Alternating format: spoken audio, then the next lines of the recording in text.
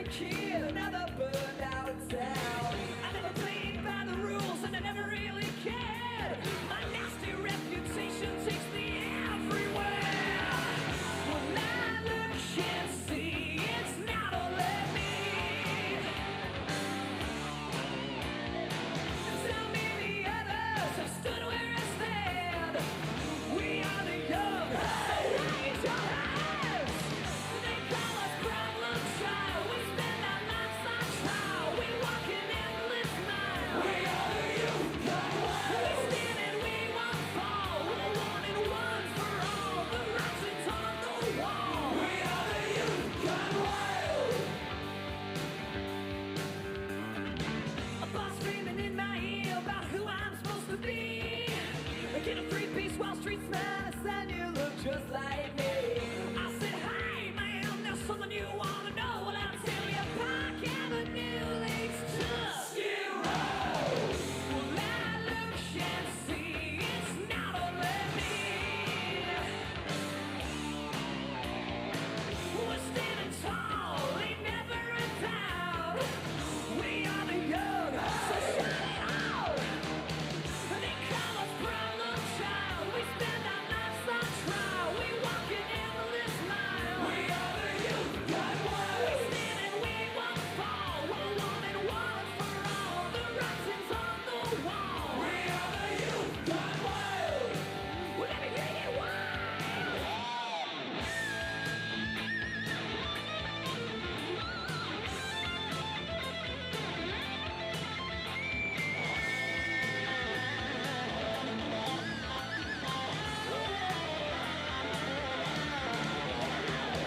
They call us problem child. We spend our lives on trial. We walk an endless mile. We are the youth gone wild. We stand and we won't fall. We're one and one for all.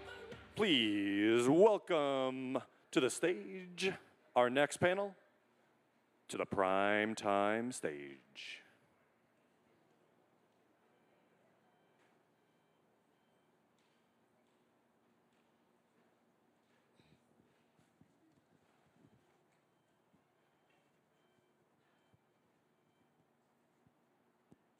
Good morning, everyone. Can everybody hear us? Looks like yes. Okay, awesome.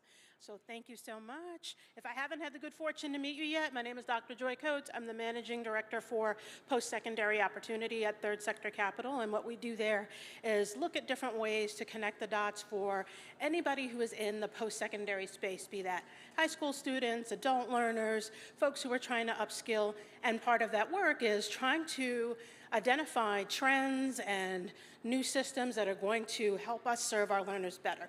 So that's why I'm super excited to be here today with this panel of folks who are going to be talking to us about how we can use AI to better support our students for their outcomes and why holistic data integration and transforming higher ed is important. So what I'd love to do is start with our panelists here, let them introduce themselves to you and really kind of ground us in what we're going to be talking about today. Ben, I'd love to start with you. Great. Hi, everyone. I'm Ben. I'm the CEO of Dewey. Dewey is essentially end-to-end data infrastructure for specifically focused both for K-12 and higher ed. We handle data all the way from ingest to data processing, querying, storage, to the BI analytics layer. And we've built the architecture over the past 3 years in order to have it be natively AI integrated. So the way that AI can think, circa 2021, what a modern data lakehouse architecture could have looked like, and then have AI kind of help in every single part of the stack and kind of redesign part of the architecture so that essentially it's faster, it's easier to access, more people can access it. You can do analytics easier, you can do predictive modeling easier, and so that's kind of the core of what Dewey does. Cool. Thank you so much. David? Hello, everyone. My name is David Morales. I'm the Senior Vice President of Technology and CIO for Western Governors University. I have responsibility for the technology running the entire corporation of Western Governors University. WGU, we're a 100% online university with over 85,000 active students, providing support to them through competency-based education. We clearly believe in the inherent worth of every individual, and we try the best we can to enable them to be successful. Noreen? Hi, everybody. Thank you for being here. I'm Noreen Hall, and this year I joined Instructure to help to lead our AI product strategy. And I'm really excited to be in this space. There's so much really fun things happening in AI space. And before Instructure, I was at InSpace. Hey folks, my name is Michael Lysett and I'm the Chief Technology Officer at Instructure. And we are the makers of Canvas, Mastery, Parchment. And my role as CTO is really to leverage existing new technologies to drive better outcomes, better experiences for our customers and users. Great. So as we all know, students are navigating a myriad of complex challenges. They have barriers that have to do with their financial situation, mental health, being working adults and parents, and all of the things that would be a challenge just on their own, but then adding in trying to go back to pursue higher education in whatever format makes sense to you for your own economic mobility. What we'd like to start digging into here is, why is holistic data integration so important to support that journey? And Ben, if we were to ask you, how would you guide us through the definition of what we really mean by holistic data integration? Sure. So the way that I see holistic data integration meaning is really solving this issue of data interoperability that so many institutions struggle with and face. And why is data interoperability and really like data aggregation, getting all the data together, so important? Well, it really is setting the foundational layer. It's not kind of an end objective in itself. You know, if you aggregate your data, suddenly your data is useful. But it is the prerequisite in order to be able to do higher level and more sophisticated analytics, to be able to pull out insights on your data, to be able to run predictive modeling. And just like there's been a huge wave of innovation in the Gen AI space over the past, let's say, 4 years now, there's been a even longer horizon transformation in the machine learning, predictive analytics, data science space for longer than that. And so we have to think AI, it doesn't include just Gen AI, it includes kind of all data science. And there's areas in which people are vastly underutilizing, undervaluing their data, not getting the ROI they could from data. And that really starts with kind of holistic data integration as that first step. And so, David, what would you add to that from your vantage point as someone who oversees this vast amount of data and applications and really is kind of the driving force behind how we think about this work and how it can be structured for students? Great question.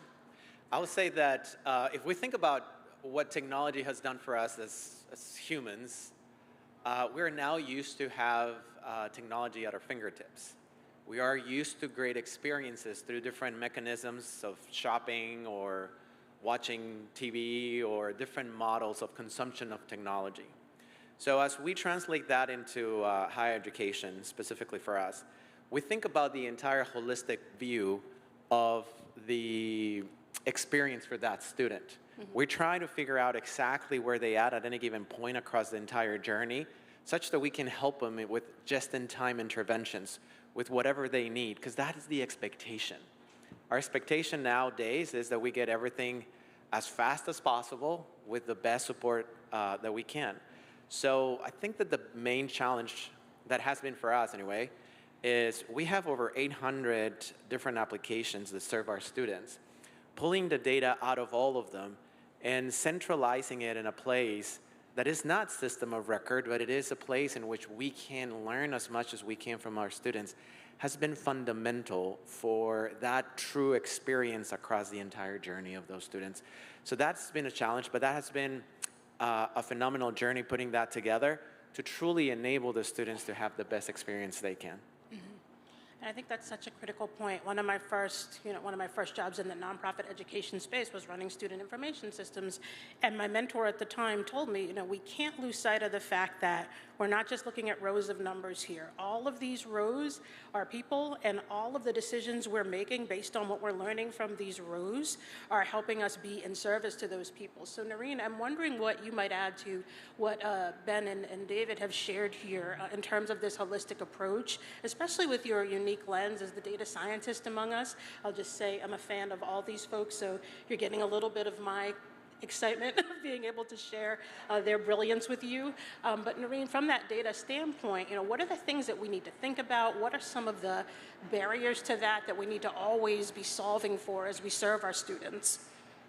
Yeah, thank you. So I think it's such an incredible time right now that we're living in. Like, I'm myself super thrilled. Like, things that are happening with AI, I'm sure you've seen so many incredible applications in innovation in AI. And sort of coming from a data science background, AI doesn't happen without data. Data is where everything starts, and we used to always say garbage in, garbage out. So whatever data goes in is what you get out of it, right? So it's only as useful as the quality of the data.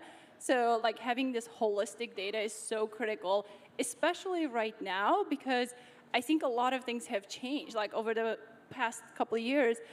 Especially the access to data and insights and what we can do with it. So AI basically democratized in some ways how we play with our data. For example, I love what Ben's company is doing, Dewey, where we can literally talk to our data using natural language. So now it's no more sort of this hot commodity only available to data scientists. Now everybody in the organization can use the data, they can access it, they can do really cool things with it, and they are the domain experts, so they know how to best use it. So as things are evolving so quickly with AI, we're seeing also learning is evolving, pedagogy is evolving, everyone is innovating, and being able to have this holistic data where things are not siloed, so that's not the blocker. I think we can see some incredible innovation coming out of all the different pockets of the organization. And Noreen, just in follow-up to that, what are some of the conversations that you've had or engaged in around, building trust in AI, right? We know that, maybe 10 years ago when we were really starting to dig into what does it mean to disaggregate data, who should be seeing this data, who has control of it, how do we protect our students and their information? I would venture to guess, and I know from just being, here on the quad and in different dinner meetings and whatnot, that we're having some of those same, and perhaps rightly so, some of those same concerns around AI and what it means and what kind of access we will have to people's information. So I would love for you to just help us dig in a little bit more on how we're navigating that, and invite the rest of our panelists also to tag in on that bit of the conversation. Yeah, I think trust is everything, right? And with data, we kind of went through this very interesting historical evolution of things. I think 10 years ago, we actually started something called machine learning for all, because at that point I realized that a lot of people just don't realize how their data is being used and what's happening to their data every time they swipe the card. So at this point, it was just really informing and educating, so empowering people through transparency. And now I'm actually kind of excited to see a lot of companies taking it very seriously and looking into it. And so for us, for example, we created this sort of pyramid of understanding different levels of data and data privacy to just make sure that we're always communicating 100% transparently, what is happening with the data, what models are being used or not, and all of the details. And it should always be opt-in culture. So we should always sort of go with that. Mm-hmm. Michael, what would you add? Yeah, I mean, so I would say the majority of conversations that I have with customers starts off with security, which I think is fascinating. I mean, if you look at the evolution of technology from the web, cloud, mobile, cloud was probably one area where people were scared initially to put their data in because they weren't sure about the data security. That is also true with Gen AI. So, for example, with us, we actually publish, we have this thing which we call AI nutrition facts, which allows everybody who's using any one of our products that is driven by AI to have deep understanding of how their data is being used. So it will include the model, the version, the regions that you can run it in, data privacy and security, et cetera, so that there's full transparency. And for example, we will never use your data or the institution's data to train models, and we never use models that train on users' data. So all of these things are considerations as people are adopting this technology. What I do think, though, is you've got to balance the risk of security, and not that you ever balance the risk of security. That's got to be understood that it's there. But you've got to figure out how to start adopting to this and using this technology, because if you don't, you will be left behind. And I think that's the biggest fear. So it's a balance of trying to get everything right, but obviously no compromise with security and privacy. Could I jump in also and, Yes, please. and add? I think it's going to be extremely important for everything that we do utilizing AI that we're extremely transparent to the consumers as well, right? What we're doing with their data. They need to know what we're doing. I'm going to use a very simple example, and perhaps I'm going to expose too much of my family life, but I have a daughter who really enjoys anime. And she logged into our Netflix account, but instead of going to her login, she went to mine, and she started watching a bunch of different animated movies on my account. So whenever I was traveling, I went to my iPad, I opened it, and everything that was being suggested to me was animated, which is good, but I was like, okay, I don't watch anime that much, right? What happened? I want to know what happened to my profile.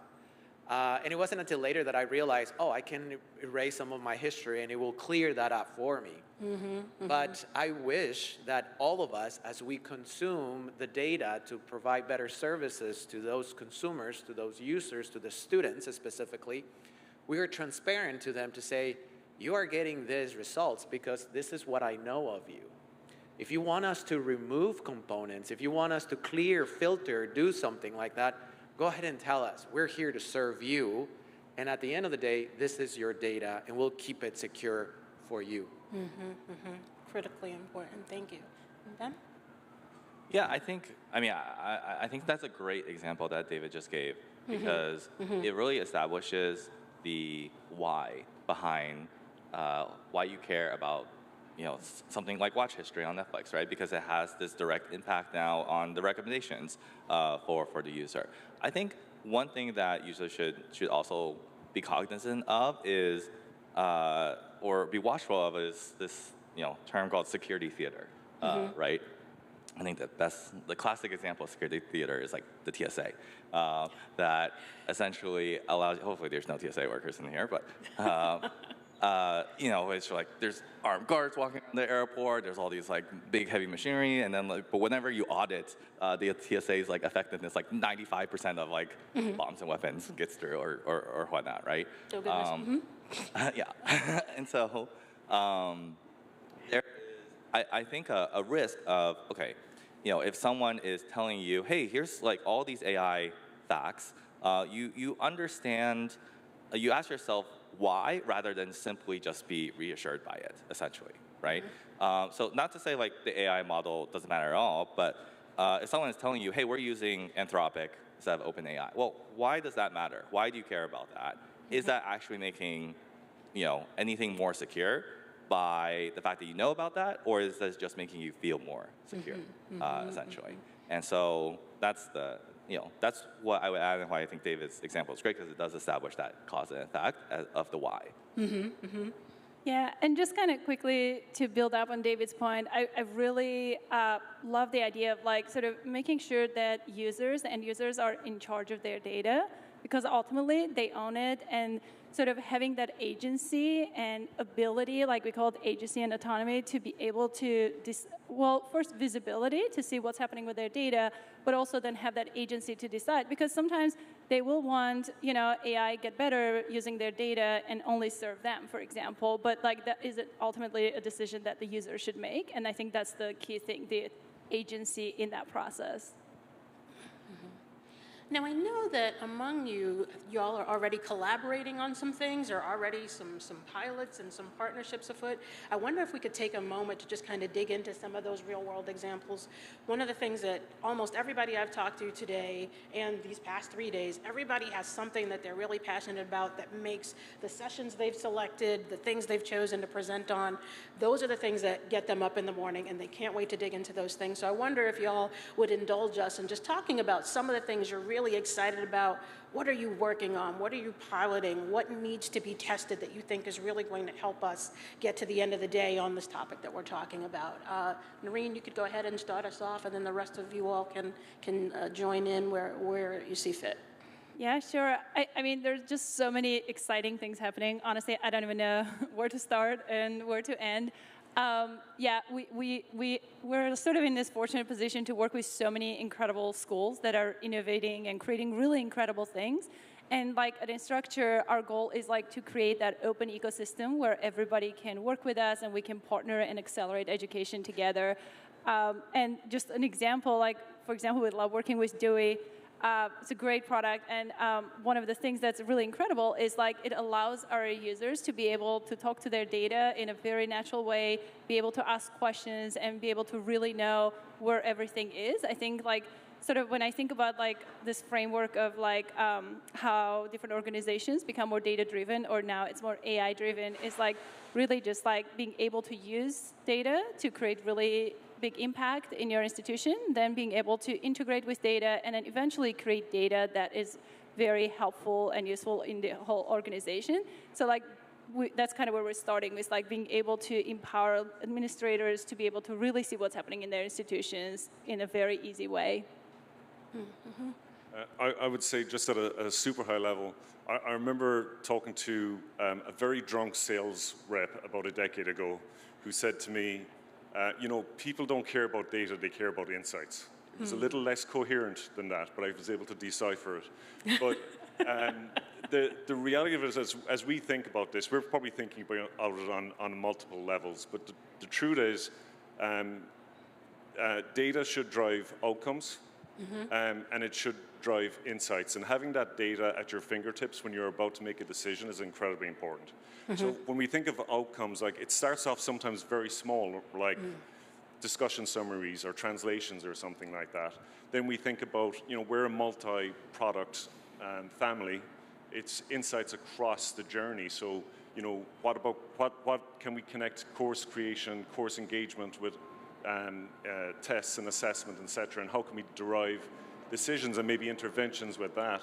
And I think on a third level, then we also realize that, you know, our platform, we can't possibly imagine all the use cases that our customers and institutions want. So we actually have the ability via our API to be able to bring your own model and actually combine that data with your own data and solve the use cases that are unique for the institution. So it's happening on multiple levels, being able to leverage the data to drive better outcomes for students and better insights in decision making.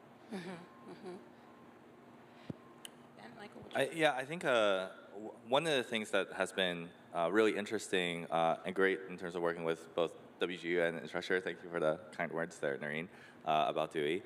I think it really also transforms the customer insights that you can get, because for the first time, the customer is kind of directly telling you what data they want, essentially, right? And so the customer is generating SQL, essentially, on the front end, which is a pretty big shift as far as the data paradigm goes. And so, if previously the workflow was, hey, we're going to request something for the data team, it kind of requires, now that knowledge of, oh, this is what the customer wants to be, embedded and potentially kind of distributed across, humans, that it's much harder to share an action on that information. And so being able to not only use the natural language querying to deliver data results faster, easier, is great for user, but it's also great for the organization to understand what the user wants faster, easier as well. I'll say the following. We have at WGU currently, we have over 76 initiatives that are consuming or are implementing AI across the entire journey of the student. But I wish to underline what Michael said a few minutes ago, which is kind of what is really motivating most of the people at WGU, and that is the outcomes that we're after. When, yes, the technology is phenomenal, it's going to enable so much change, we're really looking into drastically changing. What we're after is that drastic change in outcomes. And everything that we do that implements or brings AI to the table, it always has an outcome attached to it, which then enables us to stay on top of that and make sure that the outcome of the process is exactly what we're looking and we're after, not just the outputs. So I would say is the big change that this technology can drive And for us at WGU, that's our starting point. What is that outcome? What is the needle we're moving on behalf of our students? So that really drives me every morning to drive to the office, because I have about almost an hour commute, but that enables me to be driving fast. Let's take a little bit more into this outcome idea, right? Because as we think about how much more quickly we are able to do things with AI, right? What do we need to be thinking about in terms of making the, I don't know, codification, for lack of a better word?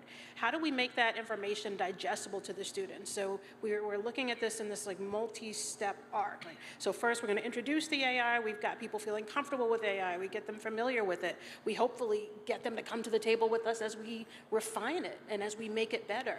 But how do we stay on the same page about what those outcomes are? How do we continue to articulate this in English so that you don't have to be a data scientist, you don't have to be a CTO to engage in this conversation in a meaningful way that will have the outcomes that we're looking for? How can we drive that, either from the organizational standpoint, from the standpoint of your higher ed institute? I would love to hear from you all on that. I can start if you would like me to. Would love, thank you. I believe it was Oren Harari, if I pronounce his last name correctly, that said something like this. He said, the electric light doesn't come from the continuous improvement of a candle. So if we are to truly implement AI and define the outcomes, we need to change the way that we track those outcomes. We need to start staying on top of them. I can tell you that one of the things that we do is we have weekly meetings in which after we release something, we look into, is this really the outcome that we're after? Yeah, it is. Some people may be like, well, that's overwhelming. Every week you come together to talk about outcomes and metrics, and we have to measure them and stay on top of them. Otherwise, they can go to the left field and we don't even know. And now there's actual human beings being impacted by a poor decision. So we need to stay on top of that. So to truly measure and track and stay on top of your outcomes, you have to change the way that you operate, such that will enable you to truly understand it. There's multiple ways of automating this too. I mean, I'm not saying have a meeting every week. That's also not what I'm saying. But I'm saying commit to that definition of how soon or how much you want to be tracking those outcomes. Yes. Yeah, and just to add to it, I think so metrics and outcomes, that's like my love language. I love this stuff. Right? So I think it's so critical to set up the right benchmarks when we're running AI experiments, anything we launch into the world, right? And be able to really measure, one, what we're achieving, what is the efficiency gain, but also what we might be losing, right? So I think it's really critical to look at both of them. So we kind of have this way of thinking about this where every time we create some efficiency using AI, then the question we ask, what did we take out of that process accidentally that we might have not noticed? So I'll give you an example. Let's say you have this AI product that creates, helps with grading assistance, right? Maybe it does a first pass and gives you some initial thoughts and rationale into grading against rubrics. So then the next question is if this helper function operates, what we might be missing from the process.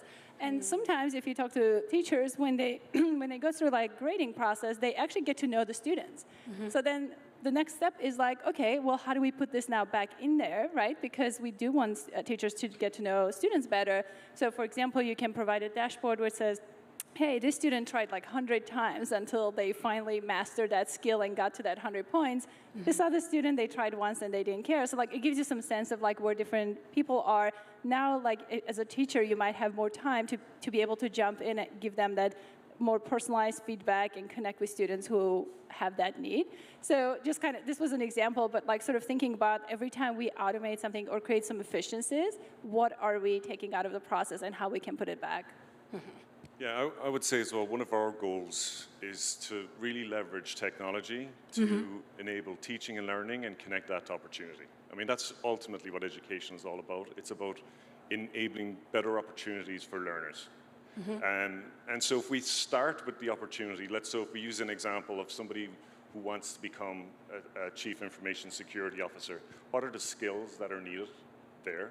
And what competencies has a learner got from their degree or other education, and identifying the gaps that leads to better outcomes. I mean, I think this is where, you know, when you talk about reimagining what education is and getting to the core usage of leveraging AI to drive better outcomes, it's looking at it and turning it on its head and actually starting with where you want to get to and working backwards. And I think this is what's really exciting about the technologies that are emerging, is now as we look at the holistic data set and bring all the data that we can together, we can actually start driving better outcomes. If I can talk a bit about the pilot that we're doing with WGU, and we're still early in the pilot. If I say something I'm not supposed to say, feel free to just give me a slap, David. But I think, you know, part of what we're doing with WGU is working on with the program mentors in order to give them data, you know, access faster through natural language querying. Also working on predictive analytics, be able to flag, for example, students at risk, and the risk outcomes could be any number of different things. I think what's important as part of that process has been just how much face time we've spent with the program mentors, talking to them about things like outcomes, things like metrics, like what do they struggle with. We certainly could have built the integration and the product and given them access to the platform without doing all of that, right? And just like saying, hey, we're gonna look at the data, we can give you access, like this is how the tool works, etc. But I think it would have, you know, considerably missed the mark as far as what they're trying to achieve, because at the end of the day, I think like being able to partner, there's still this like really necessary human element as far as making AI effective, and being able to kind of bridge that gap between, hey, here's what the AI platform's doing, and how we can really adapt it to your specific use case. And this is why, you know, I get asked all the time, why are you doing this just for education? You know, why not, like, this type of data infrastructure seems like it could be useful in healthcare or fintech or any other things. And I think our philosophy is, you know, we have to build out this like semantic layer on top of the data. Like that involves really understanding the use cases. It involves talking to the customer. It involves like really understanding the data. We can't scale that across, you know, every single domain out there. So our philosophy is like go narrow, go deep. And being able to kind of bridge the human and AI like requirements essentially to make the data more effective. So we've talked about, you know, all the different dots that we're trying to connect and the accessibility and how we were always striving for greater accessibility. I wonder if I might engage you all in unpacking when we say this democratizing AI, right? We love the word democratize, and we make sure that we say it, and we are passionate when we say it, but if you would each just give me your definition from your particular vantage point of what is necessary, what do we actually need to do to democratize AI? Are we there? Are we close to there? And what you think perhaps, you know, who else needs to be in this conversation? Like if we had a magic wand and we added a fifth chair, who would be in that chair to help us move this conversation forward around the definition of democratizing AI and how we would actually begin to go about democratizing AI? Michael, can we start with you? Yeah, I mean, we've thought a lot about this. I think the first thing with democratization is actually pretty simple. It's cost. It's like the cost of running these models. I actually think that the cost has dramatically improved. It's gotten cheaper over the last couple of years.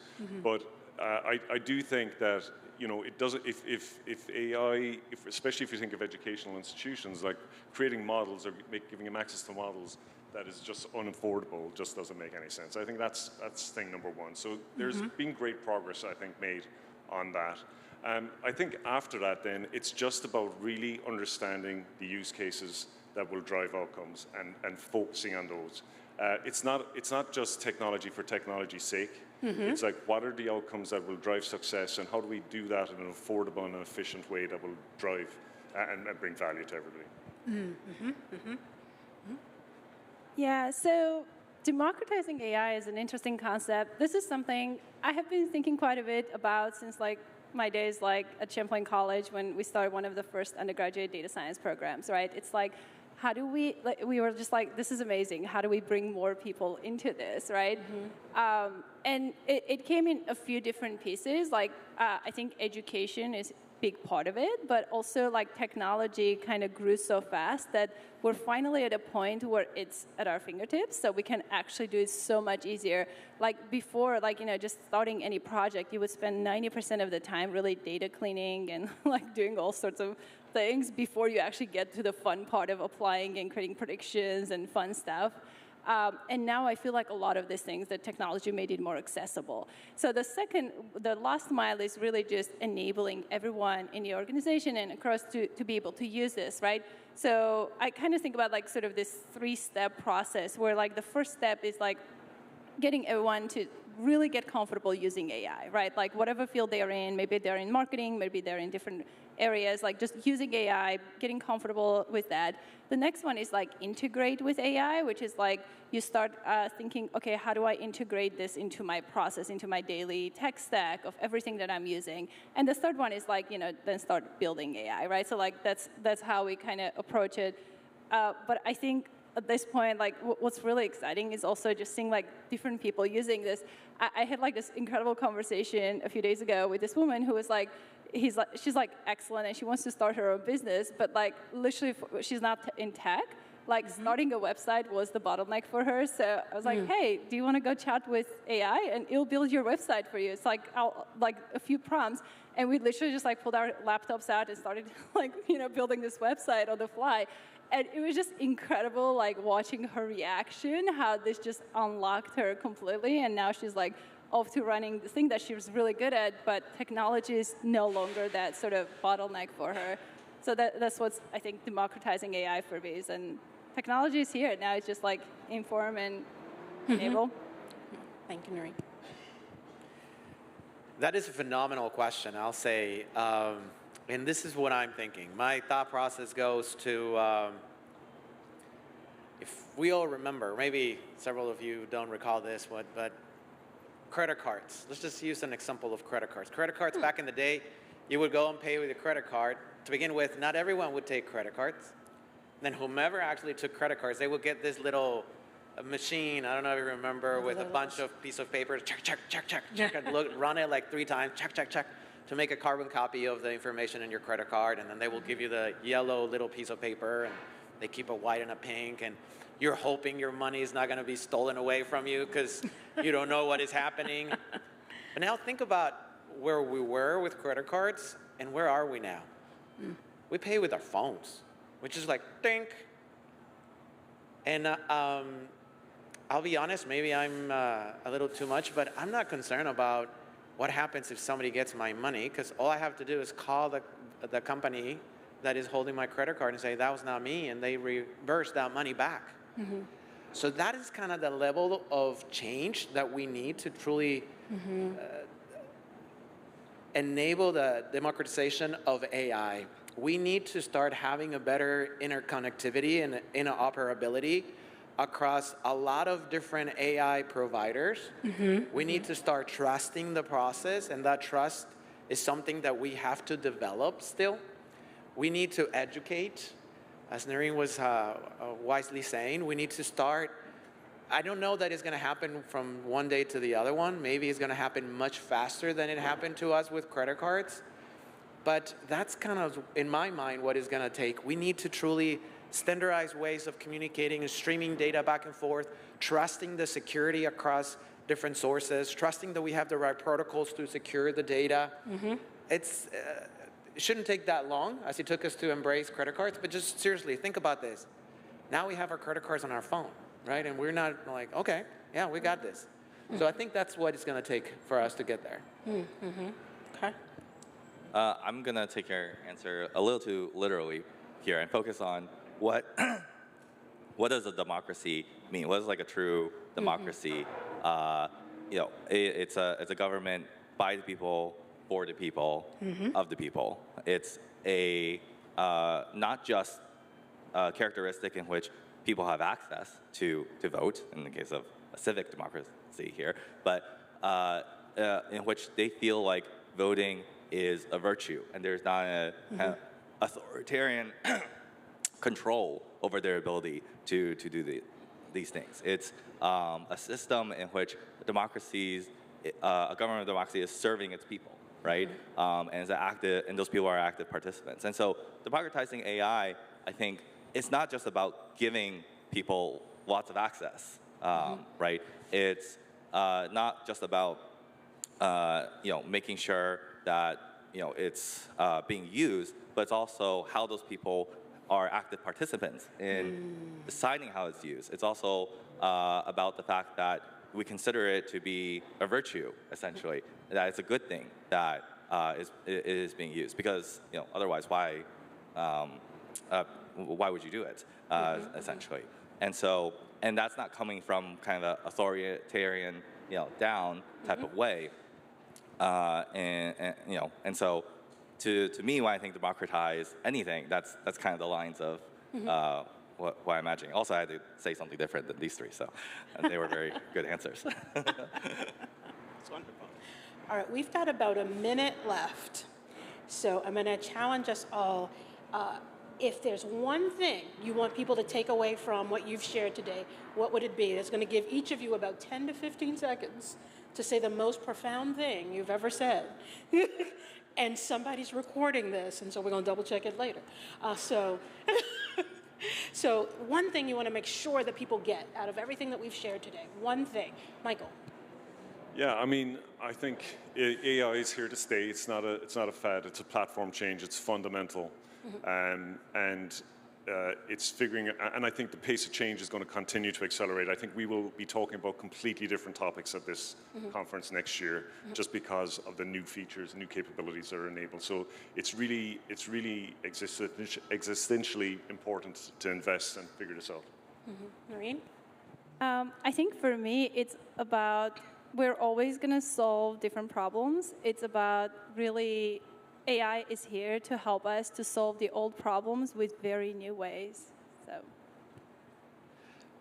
Jack Welch said the following, and I hope not to be too extreme, but he said, if the ratio of change on the outside surpasses the ratio of change on the inside, the end is near. So what are we doing to surpass the ratio of change, of the rate of change on the outside, inside? Ben? I say, if you consider yourself to be a data-driven person or a data-driven organization, ask yourself, what do I do when I see data I disagree with? Do I jump in and investigate further? Do I question it? Do I treat it in essentially the same way that I treat data that supports my hypothesis or supports the ideas that I already had? If you do not treat it the same way, it's very, I think, unlikely. I would not always consider you to be a data-driven organization or person. Awesome. Thank you all for sharing your brilliance and your passion with us. Thank you all for coming.